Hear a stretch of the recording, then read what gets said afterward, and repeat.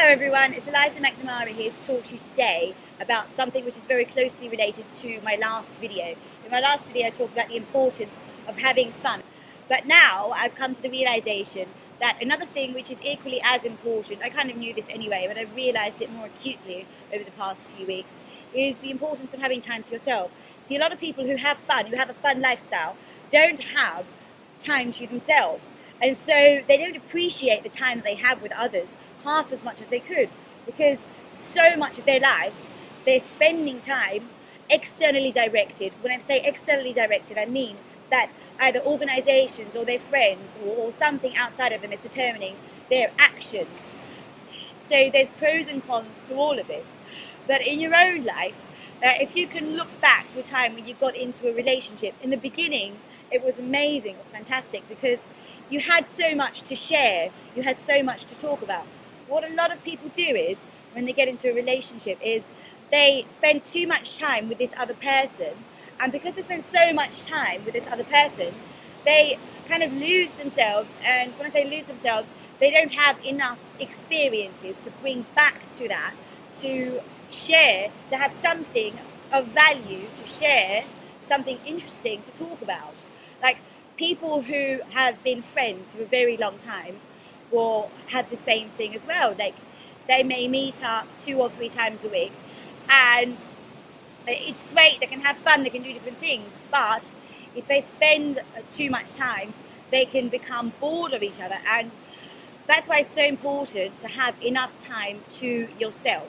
Because when you have time to yourself, you can grow and you can learn and you can progress so much faster, and other people will, instead of holding you back, will propel you forwards, because you'll be able to take the learnings from your life situations and you'll be able to implement those more rapidly. Whereas if you spend too much time around other people, then you'll find that you're kind of like in a fog, like you'll start missing things, and like you kind of get lost in like this maze, because your brain has to have quiet time. It has to have time where you just don't think about anything, where you don't focus on anything specific, where you just meditate, I dare to say. And a lot of people are terrified of meditation. They're terrified of just having time to themselves, of not having the television or the radio or something going.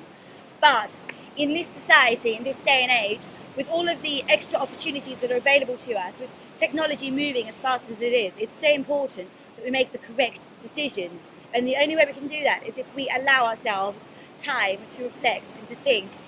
And the best way to do this is to just make sure that you get time to yourself. So if you're not able to meditate, just do anything on your own. Go for a walk or a run, or go and watch a movie on your own. Just do anything on your own.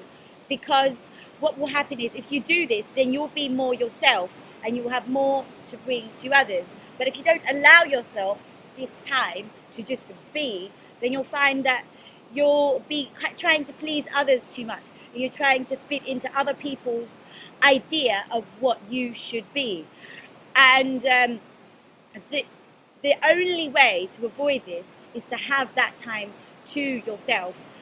And once you do that, your life will be so much easier and you'll be so much happier. And when you are around others, you'll be more fun, because you'll have more to contribute to those situations. Another thing I've also noticed is a lot of people want to do certain things, and like they want to see a certain movie, or they want to go to the zoo, or they want to go to a certain park or something, and they won't have the guts to do this thing on their own, and they'll end up not doing it, or waiting years or months to do it, because they don't have anyone that will go with them to do the thing that they want to do. And I think that's really sad, because you can just do it on your own. You don't need to do it with someone else. And this applies to so many things, to so many different areas of your life. So, like, right now, just write down one thing which you've been wanting to do for ages, which you've been trying to persuade somebody to do with you, and just do it on your own, and you'll find that your life will take on a whole new colour. You'll just be so much more fulfilled, because you'll be able to do something because you want to do it, not because you've got to wait for someone else to want to do it with you, but because you yourself decided that you want to do it.